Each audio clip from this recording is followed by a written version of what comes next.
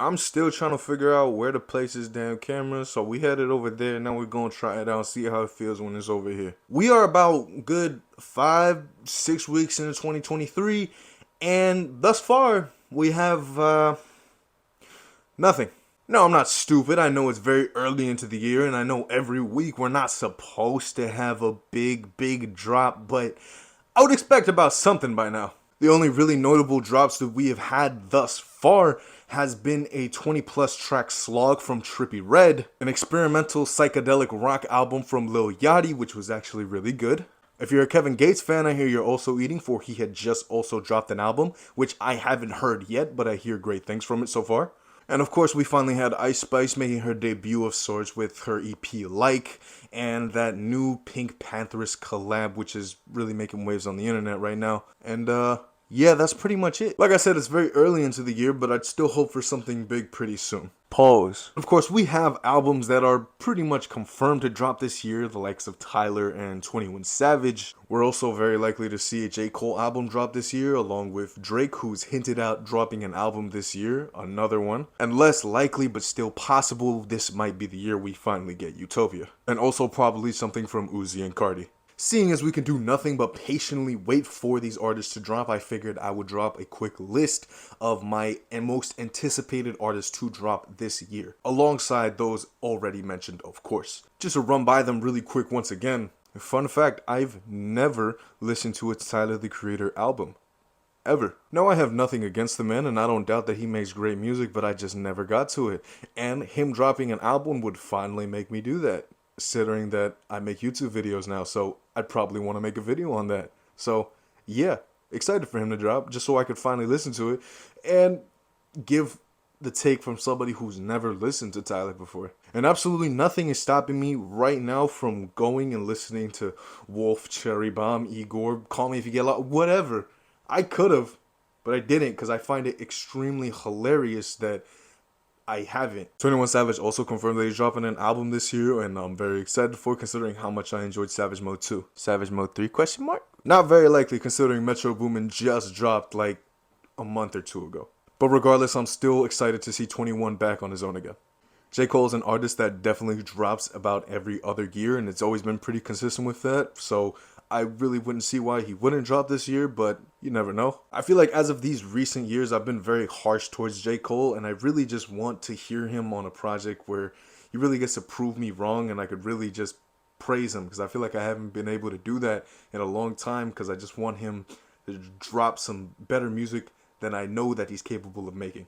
The Off Season was an okay album, but I was expecting a lot more, and I'm really hoping he one-ups it a lot with this next one. When it comes to Drake, I really don't care to hear from him, like, at all. And I'm a Drake fan, but as of recently, I find that a lot of Drake albums have just been very mediocre and hasn't lived towards the expectations that we're used to him, and I really just don't want to hear more from him right now. Even though I think it's very unlikely, I think it's very likely that he's gonna drop an album this year. I just hope he does better than Her Loss, because I think that was pathetic. Travis Scott, Utopia, this year is very likely. Considering Astroworld dropped in like, what, 2019, it's been way too long.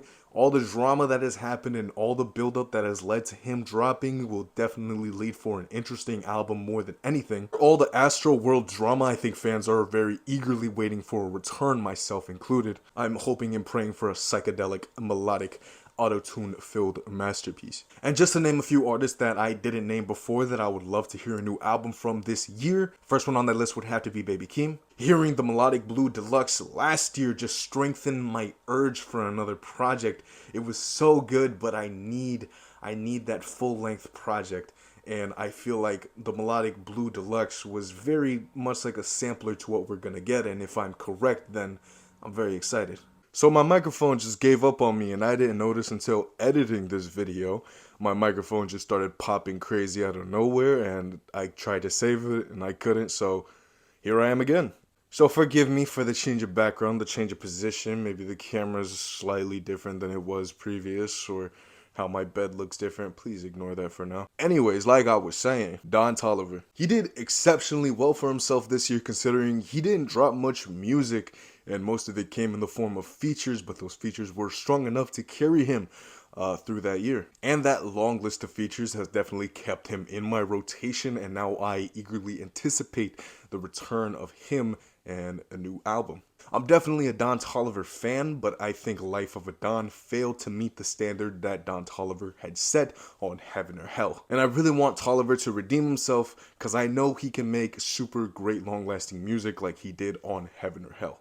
Nas and Hit Boy have been on a complete run since the beginning of this decade, and I would not like to see them stop. Whether that be King's Disease 4 or something else, I would just like to see them continue to collaborate and really take over this decade. The streak of these really good Nas albums needs to continue, especially with the strong mark that King's Disease 3 left on me. I'm very excited. ASAP Rocky. I don't really have much to say other than I miss Rocky and I'm super excited for Don't Be Dumb, or whatever the hell he's gonna call it. Once again, it's been way too long and I'm just eagerly waiting, like everyone else, for a new Rocky album.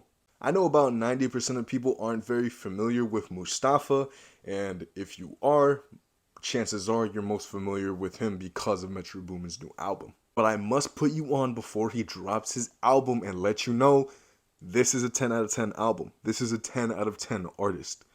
Right there. I love that album. When Smoke Rises. Go listen to it.